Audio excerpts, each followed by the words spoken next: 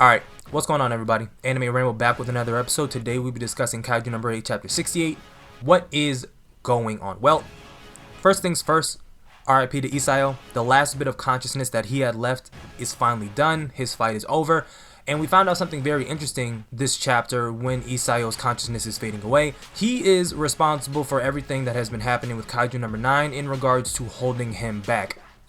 If you remember when Kaiju No.9 attacked Isao, won the fight, fused with them, took him over, and he left. During that fight with Narumi and Kafka, No.9 had a lot of difficulties with abilities that he previously did not have trouble with, like hardening for example. He couldn't harden as he wanted to prevent the attacks from affecting him.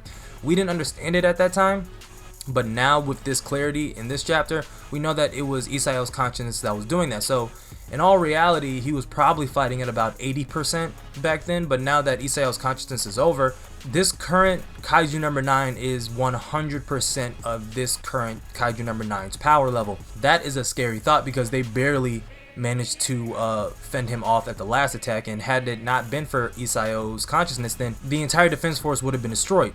And this is actually a bigger problem than what's originally led on to believe, because this chapter we got the emergence of about 5, maybe 6 new Daikaijus that have popped up and just completely disappeared, right? We're going to talk about that more later, but this brings up another problem from a previous chapter, chapter 38, I believe it was page 10, when you have the defense force gathered around. They're talking about what they want to do with Kafka now that they have a humanoid Daikaiju in their possessions. And it was Isao that said at the current level that they were then, which was about a month ago, they only had 30 officers or so that were able to handle a Kaiju threat, and about 10 officers that were able to handle a potential humanoid Kaiju threat, but even that number was shaky. This chapter, they completely said up front, we have no plan, we are outmatched, we are going to get fucked up if all of those Daikaijus attack at the same time. The pages have completely flipped, and they're in much more of a dire situation now than they were in the past. So with Isao saying that in the past about how they have less than 50 officers to handle these threats, with the current situation of the kaijus that No.9 has been able to make, and with none of his consciousness left to even remotely help out in the sense of holding the power that No.9 possesses back, all of this falls onto Hikari, Kafka, Narumi, that entire new generation. The last things that Isao is thinking about is his daughter, obviously, and of what's to come from this younger generation. Keep in mind, he knows nothing about the plan, so he's left off in his own mind thinking it's do or die for Japan. To make matters worse, I know I'm jumping around, but you're just gonna have to bear with me. This is probably gonna be a longer video, but there is a lot of information to consume, and we have a month break, so this is all we got. But going back to the chapter, and jumping around towards kind of the end of it, you have Hoshina briefing everybody at the defense force on what is to come, and they pretty much come to the consensus that they're not going to ask for international help. Reason being, it would take too long to organize, but another reason that he talked about was they would have to disclose their kaiju material to these other organizations, and vice versa. I don't know why that would need to be a requirement, but it is a requirement, and that's not something that they want to do. So they're just going to hold off and just not ask for help, even though they've said it themselves that they don't have the means to handle this if it's a all-out frontal assault coming from Kaiju No.9. Because like it or not, they're completely on the defensive. They can't find where No.9 is. As of right now, there has been 14 uncontested kaiju sightings and attacks that have happened within this month alone that they're just not ready to handle. And that's nothing new, right? They have always had trouble tracking at least Kaiju No.9, right? They can find other kaijus, but when it comes to No.9, he's emerged and disappeared about 3 times before he ever attacked Isao. So you would assume that with the kaiju that he's making, they'd also possess this ability, especially with that speedy kaiju we saw looking eerily similar to Kaiju No.9 in terms of bulk and appearance. So you could theorize that he's using some of his own DNA in addition to other kaijus and other humans' DNA in order to make this super subspecies of Daikaijus that's completely subservient to him and all of his commands. So naturally, with all of this being discussed at this meeting, they have to figure out what it is that they want to do next. So the defense force has gone completely into overdrive. They're just throwing ideas out and expecting them to stick, but they really don't have a direction for what it is that they're trying to do. The only thing that they really have on the table is to bust out all the numbered weapons, right? They've already said that they don't have the means to handle an all-out assault from Kaiju No.9. They can't find Kaiju No.9, and whenever Kaiju No.9 sends his Daikaiju to Japan on the ground. They appear, they do whatever they're supposed to do, and they leave. They have orders not to attack, which you could argue they could have done at any point in time. So their only course of actions, I'm talking about the defense force here, is to bust out the numbered weapons suit. The first thing that got me hyped this chapter was something that I've discussed previously on this channel, and that is the remaining part of Narumi's Kaiju number 1 numbered weapon suit. He's only used the eyes up until this point. I theorize that it has to have an entire suit and possibly an actual handheld weapon somewhere. I don't think they would just take the eyes and leave the rest of the carcass to be disposed of. So Narumi has finally gotten cleared to where the suit is being synchronized currently, and I'm just very hyped to see what the full extent of the first Daikaiju's abilities are, other than having the X-ray vision. The next numbered weapon that is on the table that we saw being displayed was the numbered weapon 4 suit. I had said previously it was probably destroyed or it was lost during the battle with Cataclysm 6. However, they managed to recover it.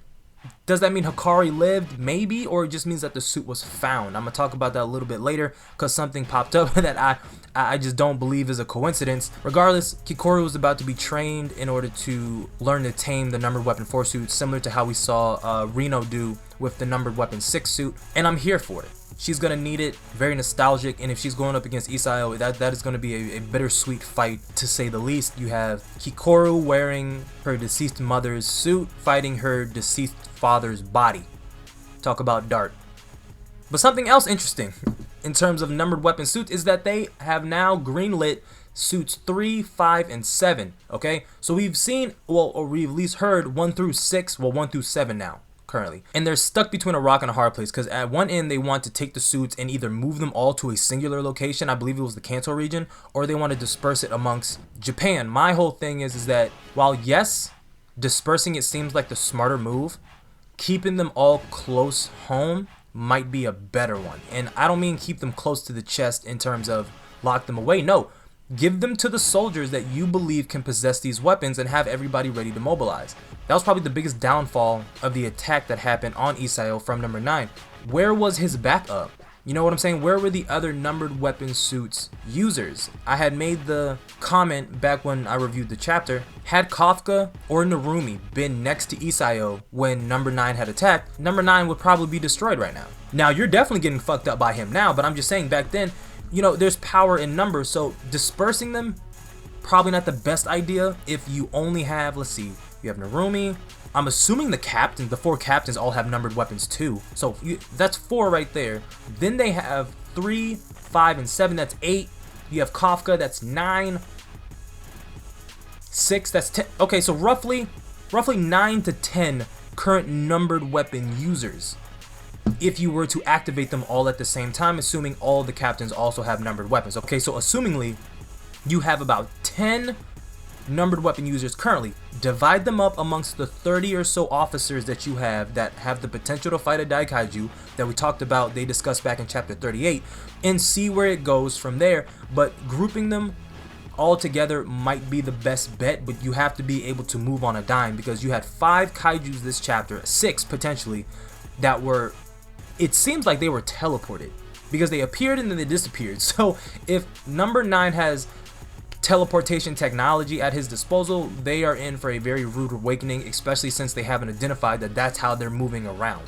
The fish Kaiju, you could make the assumption he just dove underwater, but for everybody else, no. So you had the glowing white Kaiju that appeared in the mountain region of Numata City. You had the floating head Kaiju that was floating above the train tracks in Shinjuku. You had the humanoid Daikaiju that appeared in the Shinuyu ward in downtown. You had the Shinzaki Prefecture Kaiju that controls the water. And then you had the Kaiju that was sprinting in Tohaku Expressway. And last but not least, you had the mysterious Kaiju that was stealing oil and blowing up mountains. Now, in complete defense of the very last Kaiju, the sprinting one, it's possible that that was the Kaiju that was stealing the oil and, you know, shooting the mountains. Considering how fast it was running, it's a possibility we can't ignore. Regardless of that, you had about 5 or 6 Daikaijus that just emerged, not including, because if you go back and look at, I can't remember what chapter it was, the chapter right after Isao was taken, and you have number 9 in Isao's body sitting in the cave, he had about 12 Kaiju sacks behind him. So with the emergence of all of these Kaiju happening so fast, it left the defense force blindsided, right? Because if you remember when they were talking to Kaiju number 10, he was making it sound like it took a lot longer to make Kaiju than what it was. This pokes holes in his story just based off of that, right? And you gotta think, after this came into question, do you believe Kaiju number 10 and all of the information that he told Hoshina right before the meeting that they had? Yes and no. You gotta remember that Kaiju number 10 was the first Daikaiju that number 9 had made, so this could just simply be a situation of 9 perfecting the formula that he uses to create Daikaijus. So I don't really see it as a lie, I just think he's getting better at his craft. And because of that, the timeline can be moved up. And we also don't know what Isao was needed for. Before he had Isao, he created number 10. It probably took a certain duration. Now that he's received DNA of a compatible Kaiju user, it probably allowed for him to speed up the process. We still don't know what the exact requirements are for everybody to be compatible with numbered weapons, specifically those Daikaiju weapons. It's different than just using a base gun that they have. So you could imagine that there's something in his DNA that allows for synchronization of Kaiju cells and of human cells, but again, we don't have that much information on it, and I don't want to harp on that aspect too long. Regardless of all that, the biggest takeaway that you need to know is that the Defense Force, as of right now, is fucked. The last thing that I want to talk about is speculation, and by all means leave this in the comment section below, but I'm not a person who believes too much in coincidences. 1 coincidence? Sure. 2? 3? No. Out of all of the new Daikaiju that we saw this chapter, only one of them is classified as a humanoid kaiju, okay? That one was in the Shinuya ward, the same ward that we saw Kikoru in when she was wielding her axe, and I have been on this train for the longest possible time when it comes to Hikari and whether or not she died. I mentioned this right after we learned about her, right after we saw Kaiju number 6. When we saw her funeral, I was like, look, if it's a closed casket, they might not have that body, or it might be, not suitable to be seen. Regardless, I'm just assuming they didn't have it, okay? And the fact that number 9 has 1 humanoid Daikaiju that is a woman, are you hearing what I'm saying?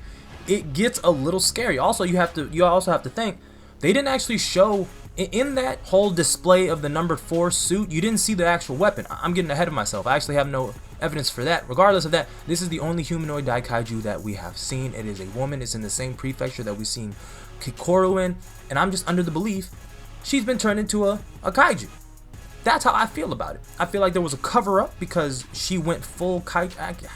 See, now I'm poking holes in my own story because they have the suit. So you would assume that they also have the body. Maybe it's a clone of Hikari. You know what? It might be a clone. It's either a clone or it's actually her and she's just been turned into a Daikaiju. But I think I have rambled on long enough. This video is much longer than what I have previously made, but it was needed because we're not going to have another chapter for another month. There's a lot of speculation on this. Kaiju number 9 is making his move. Let's talk about that real quick, actually, because what is actually happening is it seems that he's gathering resources, and the only reason I say that, he's gathering resources and he's testing the limits of his other kaijus, right? You saw the holes in the mountains. They believe it's meteorites, but if you think about it, when was the last time a meteorite hit Earth? That's another cover-up. Not just one, it was like 6 to 7 holes in the mountainside. We're not getting hit 6 to 7 times by one meteorite without anybody understanding and recognizing it. But they're testing the limits of their ability. They're gathering resources. They're gathering fish, water, oil. I don't even know what they would need oil for because they can float and fly. They might be trying to blow up something, but that has yet to be seen. But now I think I have rambled on long enough. If you made it to the end, thank you. If you are new, go plus ultra and smash that subscribe button. Let me know you rock with the content that I put out on the channel. Like the video if you like the video, dislike the video if you dislike the video. Comment on the video your thoughts about what you think is going on. Why do you think number 9 is gathering the resources? Do you think the only humanoid Daikaiju that we saw is Hikari, Kikoru's mother, or a clone of Hikari, right? It's possible that, even if they didn't get the full body, if you can just get an arm or a leg and you put them in one of those pods to regenerate, because we know that's what they do, it allows to regenerate, and you have the ability to clone and make your own organisms, which is what he can do. He's creating life, he's creating other organisms living and breathing. It's not so far-fetched that, he was able to get a little piece of Hikari, no pun intended, and make a clone of her. We're gonna see. I will keep the content coming frequently as infrequent as humanly possible, and I'm out.